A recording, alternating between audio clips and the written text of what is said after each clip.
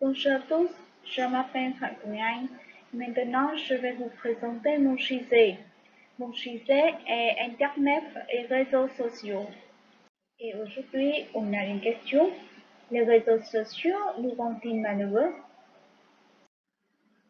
Pour répondre à cette question, nous verrons dans un premier lieu, c'est la situation. Ensuite, ce sont les avantages. Et en troisième lieu, ce sont les inconvénients.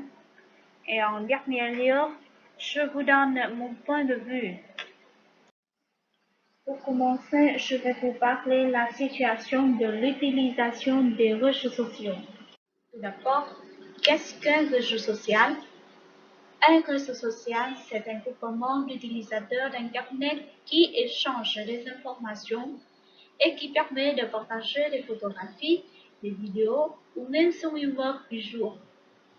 Par ailleurs, le terme réseaux sociaux désigne généralement l'ensemble des sites Internet permettant de se constituer un réseau d'amis ou de connaissances professionnelles. Et les principaux réseaux sociaux sont Facebook, Instagram, Snapchat ou etc.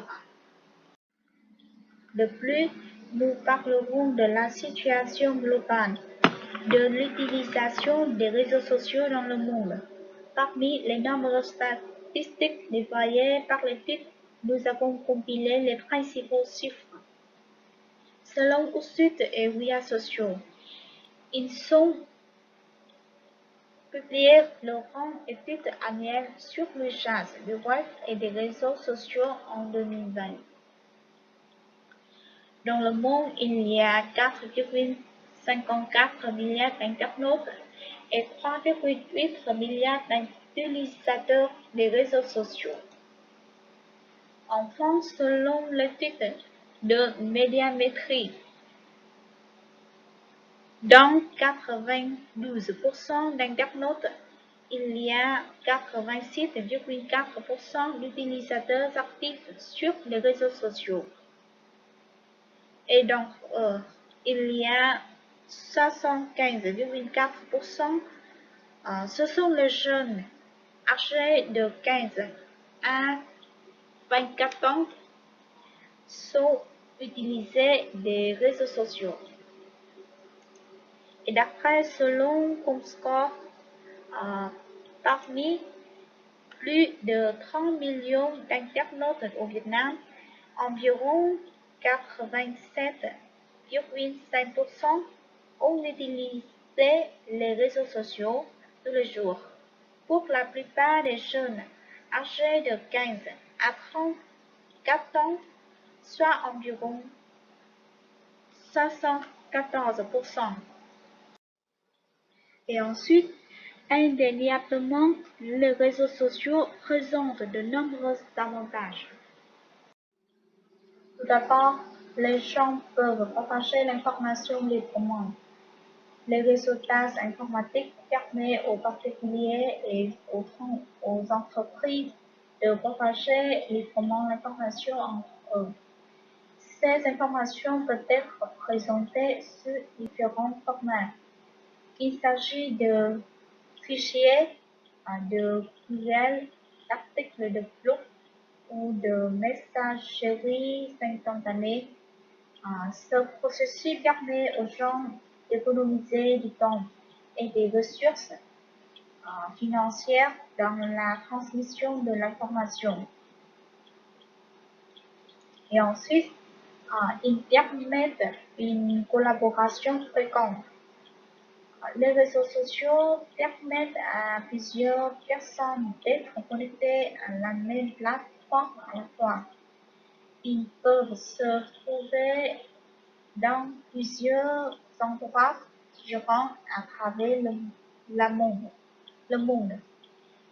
Mais chaque personne peut se connecter à son profil et accéder aux documents ou fichiers à sa convenance pour y travailler. Et le réseau informatique moderne permet une collaboration globale pour les équipes de toute taille. Par exemple, aujourd'hui, en raison de coronavirus, les étudiants dans le monde entier apprennent en ligne à la maison euh, par des outils tels que Zoom, Skype, Viber, etc.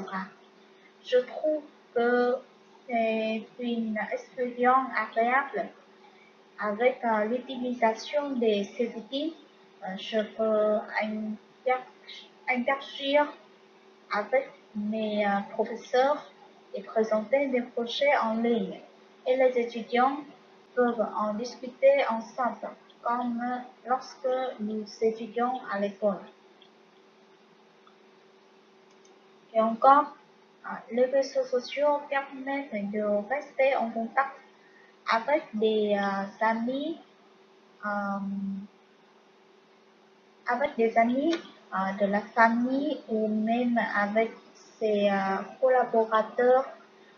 Les réseaux sociaux comme Facebook, Instagram ou Twitter nous permettent de rester en contact ou de répondre en contact avec euh, des amis éloignés et des rencontres de voyage, par exemple, où des voisins perdus de vue depuis longtemps sont facilement retrouvés via ces sites.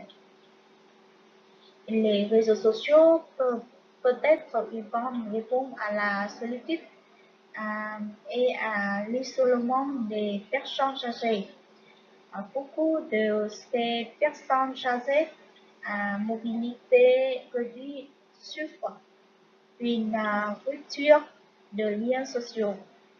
En permettant de communiquer sans bouger, Internet s'avère particulièrement efficace, permettant ainsi aux aînés de garder contact avec leur famille, de faire des recherches simples et de retrouver de vieux amis ou de consulter des photos de leurs petits-enfants.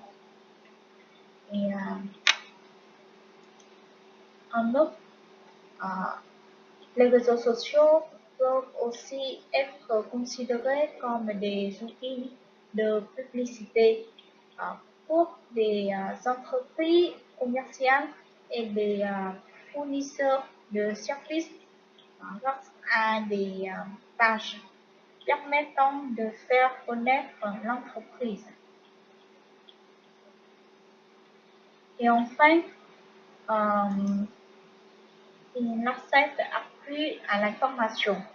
Avec l'arrivée massive des médias sociaux, nous avons un meilleur accès à l'information et la qualité de celle-ci est supérieure à ce que nous connaissions avant. Nous avons accès beaucoup plus facilement à toutes sortes de connaissances qui nous étaient difficiles d'acquérir il y a encore pas si longtemps. Et nous pouvons aussi avoir accès à ces informations partout où nous allons. Les médias sociaux m'ont aidé à trouver des idées plus créatives pour mes projets. Je me suis inscrite pour rejoindre des groupes de conception graphique. J'ai j'ai, j'ai acquis beaucoup de compétences et d'expérience dans ces groupes. Les réseaux sociaux sont partout et si nous en bénéficions à plusieurs niveaux, nous en subissons aussi les conséquences. Voici leurs principaux avantages, mais aussi les inconvénients qui sont souvent à notre insu sur notre quotidien et nos relations et notre humeur.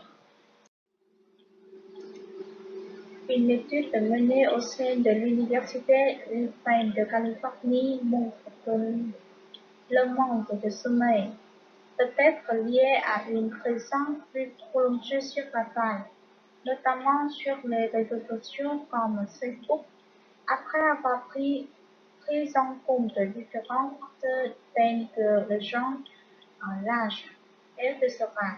Les résultats sont montrés un lien direct entre un manque de sommeil chronique, une humeur morale, une productivité moindre et une durée accrue passée sur Facebook. Une étude parue dans le Journal of Child Neurology a également montré que les adolescents qui continuaient à envoyer des textos la nuit après avoir éteint les lumières de leur chambre enregistraient un sommeil de moins bonne qualité et de moins bonne note que ceux qui envoyaient des messages la lumière allumée, et leurs résultats sont montrés une fois les lumières éteintes. La lumière bleue émise par les téléphones intelligents et les tablettes s'intensifiaient de règles les cycles de sommeil et la qualité de ce dernier. Ensuite, euh, ces diminutions de notre productivité. Les médias sociaux nous incitent à être de plus en plus multitâches. Nous regardons souvent notre compte Facebook alors que nous sommes en train de travailler sur notre chose. On pourrait, on pourrait croire que cela nous permettrait d'accomplir des choses en même temps. Mais au contraire, notre concentration diminuée et notre rythme de production baisse. Et enfin, euh, nous pouvons recevoir un retour négatif.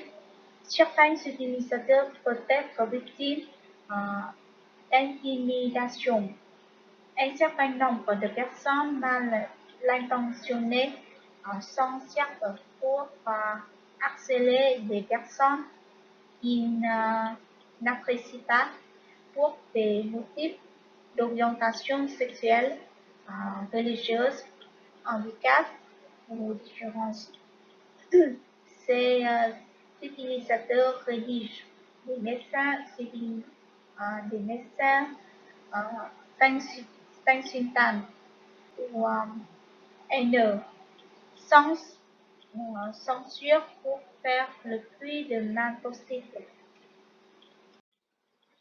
Et en dernier lieu, je vais vous parler mon point de vue. Ces dernières années, Internet a pris une place importante dans la vie des gens, plus précisément dans ce qu'on appelle les réseaux sociaux. Nous ne pouvons pas nier les valeurs positives que les réseaux sociaux apportent. Et je crois que les réseaux sociaux n'affecteront pas notre bonheur si nous les utilisons correctement. Bon, merci pour votre attention.